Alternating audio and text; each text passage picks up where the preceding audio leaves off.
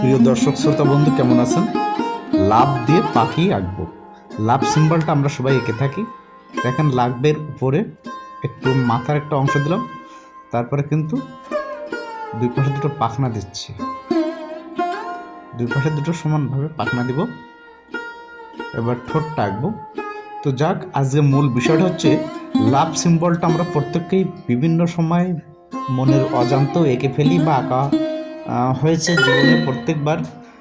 তো আমি চাচ্ছি লাভ সিম্বলটাকে ব্যবহার করে একটা সুন্দর একটা ছবি তৈরি করতে। তো প্রিয় দর্শক বন্ধু, ভিডিওটি দেখতে থাকুন। যদি ভালো লাগে তো সাবস্ক্রাইব করবেন। অবশ্যই আমার চ্যানেলটাকে সাবস্ক্রাইব করে রাখবেন, তাহলে সহজ নিয়মে আঁকা অনেক ছবি দেখতে পাবেন।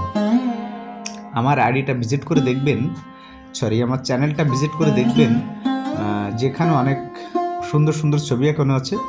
ভিজিট করবেন এবং সাবস্ক্রাইব করবেন, শেয়ার করবেন। এই প্রত্যাশা রাখি। সবাই সুস্থ থাকুন, সুন্দর থাকুন, ভিডিওটি দেখতে থাকুন। আশা করি ভালো লাগবে এবং আপনার ভিডিওটি শেয়ারের মাধ্যমে আপনার প্রিয়জনের কাছে পৌঁছে দিন। তারাও যেন ছবি আঁকা শিখতে পারে সহজে। আমি চাই সবাই ছবি আঁকা শিখুক সহজ নিয়মে। ধন্যবাদ।